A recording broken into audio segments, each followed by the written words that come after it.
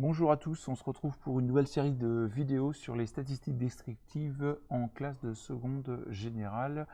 Je vais donc vous proposer 3 vidéos, une sur la moyenne, une deuxième sur l'écart type, un nouvel indicateur, et une troisième sur les quartiles et la médiane que vous connaissez du collège. Alors on va commencer par les moyennes. Tout d'abord la notion de moyenne pondérée. Alors vous avez vu, vous connaissez déjà depuis longtemps la notion de moyenne. Il se trouve que quand on a des séries importantes de valeurs, comme c'est le cas ici par exemple, vous avez 5 élèves qui ont 0, alors je ne sais plus si c'était les valeurs de le nombre de personnes dans le wagon, il y a 5 fois où il y avait 0 personne dans le wagon, une fois où il y avait une personne, etc. On pourrait représenter cette série sans la mettre sous forme de tableau, comme ça on écrirait 0,00 0, 0, 1, etc. 2, des 2, il y a eu 3 fois où le wagon avait 2 personnes, 2, 2, et puis il y avait une fois où le wagon avait 5 personnes, et il y avait 5 fois où le wagon avait 6 personnes, 1, 2, 3, 4, 5 fois, vous voyez c'est un peu rébarbatif, d'autant plus quand on a un grand nombre de valeurs. Des 7 fois, il y a eu 4 fois où il y avait 7 personnes dans le wagon, voilà, et puis enfin on avait une fois où il y avait 10 personnes dans le wagon, ce qui nous fait un total de 20 trajets. Donc on a un effectif total de 20 trajets. Alors évidemment, si je vous demandais de faire la moyenne, vous feriez comme on le faisait au collège, 0 plus 0 plus 0, on additionne tout, on divise par 20. Seulement, si on a des grands nombres de valeurs, c'est peut-être pas intéressant de tout additionner. Au lieu de faire 2 plus 2 plus 2, on peut faire 2 fois 3. Et donc c'est ce qu'on retrouve dans cette formule finalement. Quand on a les effectifs, et bien pour faire la moyenne, on va faire donc x1 fois n1 plus x2 fois n2 plus x3 fois n3 plus xp fois np, et tout ça divisé par le nombre d'effectifs total, c'est-à-dire la somme de cette ligne-là, de la ligne des effectifs. Alors prenons un exemple concret, c'est encore le plus simple pour se rendre compte. Je m'aperçois que je ne suis pas en zoom là ça va peut-être être mieux, plein écran, là c'est mieux. Voilà, alors si on veut calculer sa moyenne qu'on notera m, eh bien qu'est-ce qu'on fait? On aura la somme, voilà, on va mettre ça comme ça. Souvent on utilise 3 petits points et puis on fait à la machine. Donc on aura 5 fois, attention j'ai pas mon crayon, voilà, 5 fois la valeur 0, plus une fois la valeur 1, il y a eu une fois où il y avait, une personne dans le wagon, plus 3 fois la valeur 2, plus une fois la valeur 5, etc., plus finalement une fois la valeur 10, c'est-à-dire il y a eu un wagon sur les 20 trajets, il y avait 20 wagons sur les 20 trajets où il y avait 10 personnes. Le tout divisé par 20. Alors attention, on ne divise pas par le nombre de colonnes, parce qu'il faut sous-entendre que ce tableau-là résume la série statistique que vous avez en dessous, et donc on a bien 20 valeurs. Alors quand on fait ce petit calcul à la machine, on obtient la valeur 4. Donc en moyenne, il y avait 4 personnes dans le wagon sur la moyenne sur les 20 trajets. Alors comment on peut utiliser la calculatrice? Vous allez voir que vous avez un menu, tout de suite on va l'utiliser, puis on s'en servira dans l'ensemble du chapitre. Si vous utilisez la calculatrice, vous allez dans le menu statistique, et on va saisir, vous voyez, vous avez plusieurs séries de valeurs possibles, séries statistiques possibles, nous on en utilisera une, et donc on va saisir, j'ai la valeur 0, pour 0 j'en ai combien? J'en ai 5, voilà, ensuite pour 1, vous voyez, il met automatiquement 1, pour 2, combien de fois il y avait 2? Il y avait 2 personnes dans le wagon, il y en avait 3 fois. Voilà, ensuite pour 5, il n'y avait qu'une seule fois où il y avait eu 5 personnes. 6 personnes, il y a eu 5 fois. Voilà, vous remplissez le tableau. Pour 7 personnes, il y a eu 4 fois. Et pour 10 personnes, il y a eu une seule fois où le wagon comportait 10 personnes. Quand vous avez fini, vous remontez, vous pouvez avoir l'histogramme, vous voyez, vous pouvez donner vous avez les différents paramétrages, mais ça on en reparlera dans les exercices. Et enfin, vous allez dans le menu Stat tout à droite, et là qu'est-ce qu'on voit apparaître? On va décrire, vous voyez la moyenne apparaît. Donc bon moyen pour vous de vérifier vos calculs. Alors il existe une autre façon de calculer la moyenne, et cette méthode-là, elle utilise la notion de fréquence. Vous avez vu au collège, la fréquence, c'est l'effectif divisé par l'effectif total, ça représente la part la part d'une valeur parmi le total. Par exemple, si on prend les 6, eh bien, il y avait dans combien de cas on avait 6 personnes dans le wagon? Il y avait 5 fois sur 20. Donc la fréquence, c'est l'effectif divisé par l'effectif total. Donc par exemple, pour ici, on avait 5 sur 20. Ici, 1 fois sur 20. Voilà, 3 fois sur 20. Alors ça peut s'exprimer sous forme de pourcentage aussi. 1 sur 20, 5 sur 20, 4 sur 20, et enfin 1 sur 20. Alors ça, c'est ce qu'on appelle les fréquences. Voilà. Et donc au total, on devrait avoir 100%. Donc si on additionne tout ça, on devrait tomber sur 20 sur 20 au total. Ce qui est logique, hein, puisqu'on avait l'ensemble de la deuxième ligne se cumuler à 20, on obtient 20 sur 20, c'est-à-dire 1. Ou encore 100%. Alors du coup, en fait, on peut effectuer ce calcul de moyenne directement en utilisant les fréquences. Et vous le voyez, puisque en fait, on peut effectuer directement, puisque la fréquence, c'est l'effectif divisé par l'effectif total. Et bien la moyenne, c'est N1 sur N, l'effectif divisé par l'effectif total, fois X1, N2 sur N fois X2, si on sépare les dénominateurs dans la formule du dessus. On obtient donc F1 fois X1, F2 fois X2, plus F2 fois X2, etc. etc. Alors essayons dans cet exemple-là. Eh bien, si je reprends l'exemple ici, j'aurai la première fréquence, c'est 5 sur 20 multiplié par 0, plus 1 vingtième multiplié par 1.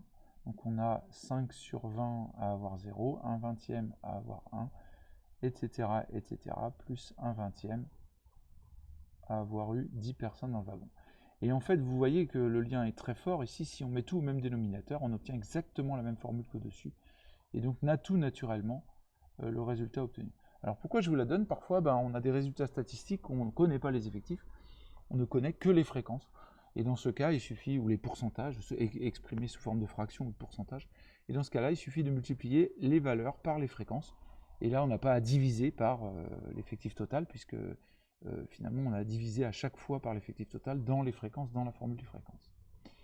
Voilà, alors, autre notion, on a la notion de moyenne pondérée. Et bien, finalement, vous avez pu le voir dans par exemple, un calcul de moyenne trimestrielle. C'est ce qu'on va faire comme exemple. On considère une série statistique constituée de P valeurs, x1, x2 jusqu'à xp, affectée de coefficients C1, C2 jusqu'à Cp. Alors, la différence avec les effectifs, c'est que là, les coefficients, ils peuvent être avec des nombres décimaux. Donc par exemple, C1, ça peut être 1,5. Et donc on va le travailler de la même façon. C'est comme si C1, C2 jusqu'à Cp, ça donnait l'importance. Hein, l'importance de la matière ou de la valeur dans la série statistique. Hein, donc du coup, on utilise la même formule, sauf que effectivement C1, C2 peuvent être des valeurs de nombres décimaux. Hein, alors on va prendre l'exemple d'une moyenne d'Emilia là. Alors du coup, comment elle a eu 8 sur 20, 9 sur 20, 20 sur 20 et 5 sur 20. Mais les coefficients, chaque DS n'avait pas la même importance. Remarquez qu'elle est bien tombée. Hein. Elle a eu 20 sur 20 alors que c'était coF4. Donc ça semble être important ça. Hein. Même si elle a eu une sale note en dernier, mais la sale note en dernier c'était coF 0,5, donc ça comptait pas beaucoup. Alors comment on peut exprimer ça sous la forme de moyenne? Eh bien on va écrire la formule qu'on a dit tout à l'heure. Eh bien les moyennes, on va utiliser les coefficients qui sont ici. Alors donc ça nous donnera 1, 1,5, je mets les coefficients d'abord, voilà. Voilà, les coefficients, je les multiplie par les valeurs, plus 1,5 fois 9, plus 4 fois 20, ah, ça rapporte des points, ça 4 fois 20, plus 0,5 fois 5. Et le tout, eh bien en fait, il va être divisé par le total des coefficients. Et donc ici, au total, on arrive à 2,5, 3, 2,5, 3, on arrive à 7 comme coefficient. Un total de coefficient 7. Bon, je vais l'écrire en détail. 1 plus 1,5 plus 4 plus 0,5. Et on obtient ainsi une valeur de... Alors si on prend la machine, hein, on pourrait remettre tout ça dans la machine. Hein. Vous pouvez d'ailleurs utiliser le même mode de la calculatrice dans ce cas-là, puisque en fait dans votre tableau de données, vous pouvez mettre c'est comme si vous mettiez des coefficients à la place d'effectifs. Alors au passage, il suffit d'appuyer sur la touche effacer pour effacer les lignes. Hein. Donc si j'efface tout ça, je vais remonter, hop, on va vérifier ça ensemble, que j'ai pas fait de bêtises dans mes calculs, hop, vous voyez, j'efface tout, et puis je peux reprendre les valeurs. J'ai donc eu une valeur de 8 avec un effectif de 1, ensuite j'ai eu une note de 9, enfin plutôt Emilia, avec un effectif de 1.5, ensuite une note de 20 avec un effectif de 4, et enfin une note de 5 avec un effectif de 0.5. Vous voyez? Et donc du coup, il suffit de remonter dans la barre statistique et de retrouver une moyenne de 14,85. Vous voyez, notre petite Emilia, là, elle a eu pas beaucoup de notes au-dessus de la moyenne, mais pourtant elle a eu un 20. Et ce 20-là, comme il avait un gros coefficient, bah, ça a carrément remonté la moyenne. Donc vous voyez, on donne de l'importance à chaque valeur. Continuons, donc maintenant on va voir ce qu'on appelle la linéarité de la moyenne. Je m'aperçois que j'ai... Oui, voilà. Alors, en fait, ce qui se passe, c'est que si on a une série statistique de x1 jusqu'à xn, avec une moyenne m, et bien si on multiplie toutes les valeurs de cette série par un certain nombre, bah, du coup la moyenne bah, elle sera multipliée par ce nombre-là. Et puis de la même façon, si on ajoute à toutes les valeurs le même nombre, et bien la moyenne elle sera augmentée de ce même nombre.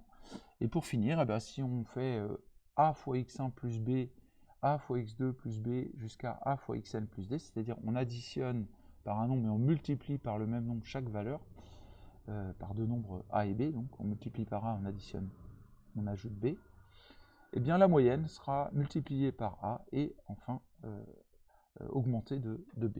Alors effectuons cette démonstration.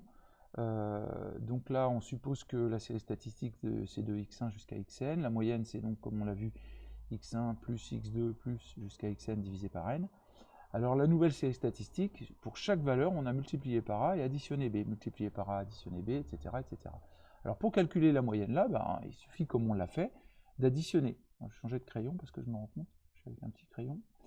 Donc si j'additionne, ça fait ax1 plus b plus ax2 plus b, plus etc. etc. plus axn plus b, et le tout, eh bien, divisé par le total des valeurs, on a le même nombre de valeurs qu'au début, hein, on en a n.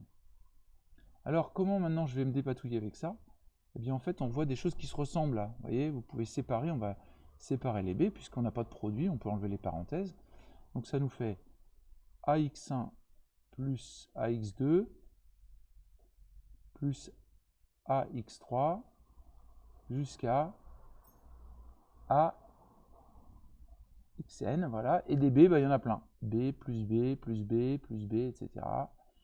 Et tout ça, j'en ai combien des b? Eh bien, en fait, j'en ai le même nombre que de la série statistique, c'est-à-dire j'en ai n. Donc voilà, et tout ça, c'était divisé par l'effectif total, c'est-à-dire divisé par n. Alors, on doit pouvoir faire des petits réflexes, là, hein. B plus bn fois, bah, ça fait n fois b. Hein. Donc on obtient, ah oui, il y a là aussi, regardez, il y a un a, il y a un a, il y a un a, il y a un a. En fait, on peut mettre a en facteur, donc on obtient a facteur de x1 plus x2 plus toutes les valeurs jusqu'à xn. Voilà. Tout ça, c'est divisé, bon, je vais détailler, mais plus n fois b. Et tout ça, ce sera divisé par n. Alors, si on sépare les dénominateurs, on commence à voir la formule apparaître. Je vous rappelle que notre objectif, c'est d'obtenir ça, hein, m plus b. Donc, si je divise par n et que je sépare les dénominateurs, bah, j'obtiendrai a multiplié par x1 plus x2 plus xn, le tout divisé par n, on reconnaît la moyenne m, plus n fois b sur n. Ah oui, mais n fois b sur n, bah, je peux simplifier par n. Et j'obtiens ainsi le résultat attendu. On a effectué la démonstration. J'obtiens a fois m, ici on obtient m, hein, la moyenne.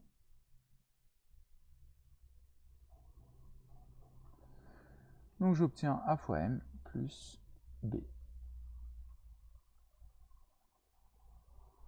Voilà, donc on peut retenir que pour une série statistique, si on augmente toutes les valeurs d'un certain nombre, la moyenne est augmentée de ce même nombre. Si on multiplie toutes les valeurs par un certain nombre, la moyenne est multipliée par ce même nombre. Alors on va prendre quelques exemples. Alors, donc on a la semaine dernière, pour se préparer le matin, Juan a mis 20 minutes en moyenne. Bon, on ne sait pas les valeurs de chaque, mais on sait qu'il a mis 20 minutes en moyenne. Donc dans sa tête, on se dit, ok, bon, s'il avait mis 2 minutes de plus, chaque valeur de la série serait augmentée de 2 minutes. Et donc, du coup, la moyenne, par la propriété de linéarité de la moyenne sera augmentée de 2 minutes. Donc, nouvelle moyenne.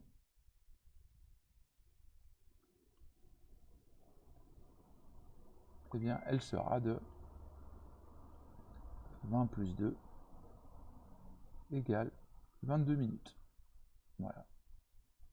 Ça m'évite de refaire tout le calcul, puisqu'on l'a fait dans la démonstration, hein, on a vu que ça fonctionnait bien dans la démonstration, donc on peut faire confiance à la démonstration et réutiliser cette propriété. Alors même principe si on avait tout multiplié par une certaine valeur, puisque vous l'avez compris dans le chapitre précédent sur les statistiques, quand on multiplie, quand on a une augmentation de 15%, ça revient à faire multiplier par 1 plus 15%, c'est donc multiplié par 1,15. Et bien donc si je multiplie chaque temps par 1,15, c'est comme si la nouvelle moyenne était multipliée par 1,15. Donc la nouvelle moyenne, hop là, j'écris comme un cochon moi aujourd'hui, nouvelle moyenne est égale à 20 multiplié par 1,15. Et je crois, je vérifie dans mes petits calculs, ça doit donner 23 je crois. On va vérifier ça avant de vous dire des bêtises. Je crois que c'est ça, on avait 23 minutes. Et voilà, on obtient 23 minutes. Voilà. Donc évidemment, la propriété de linéarité, elle est valable aussi pour la soustraction. On peut retirer, puisque soustraire 2 partout, c'est comme si on faisait plus moins 2. Et la même chose, on peut tout diviser une série par un même nombre, puisque diviser par 5, c'est pareil que de multiplier par 1/5. Donc la propriété est valable pour multiplier par soustraire un nombre et diviser par un même nombre. Voilà, on va s'arrêter pour cette première vidéo. Je vous remercie de votre attention. On se retrouve tout de suite pour la vidéo suivante sur la notion d'écart-type. Merci pour votre attention.